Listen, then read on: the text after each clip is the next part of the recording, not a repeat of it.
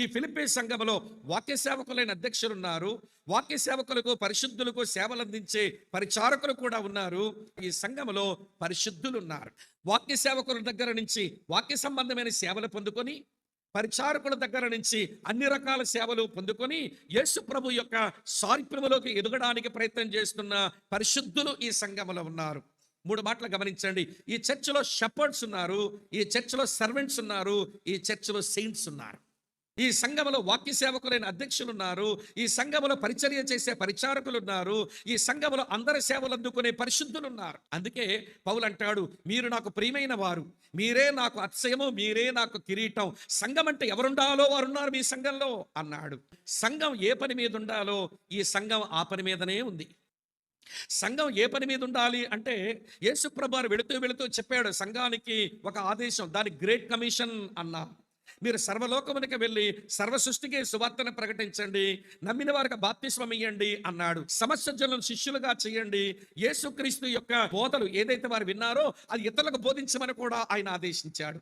సంఘం అంటే వినండి ప్రియులారా, అప్పుడప్పుడు మీటింగులు పెట్టుకొని స్తోత్రాలు చెప్పి సంబరపడి నవ్వుకొని పలకరించుకొని ఏమండి చట్టా పట్టాలు వేసుకొని బంధువులు కలుసుకొని వేడుకలు చేసుకునే పని కాదు క్రైస్తవ్యాన్ని. క్రైస్తవ సంఘానికి దేవుడు అప్పగించిన అతి ఉత్కృష్టమైన సర్వోన్నతమైన పని ఏమిటి అని అంటే, మీరు సర్వలోకమునకు వెళ్ళి సర్వజనులకు మీరు సువార్తను ప్రకటించండి.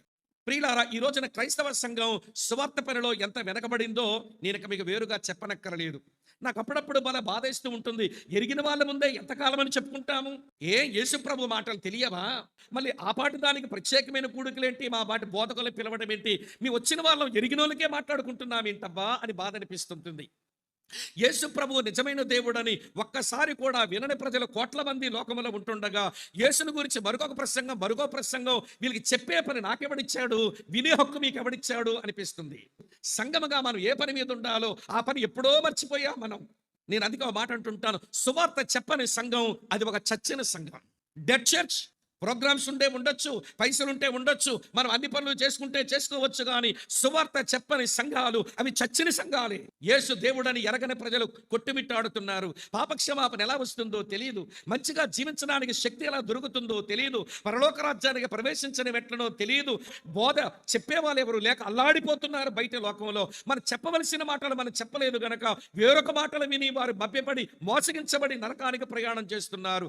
ఈ రోజున సంఘం ఒక రోజున దేవుని ఎదుట దోషిగా నిలబడక మానదో. మీ సంఘమైనా మా సంఘమైనా సువార్త చెప్పని సంఘాలు ఇవి చచ్చిన సంఘాలు.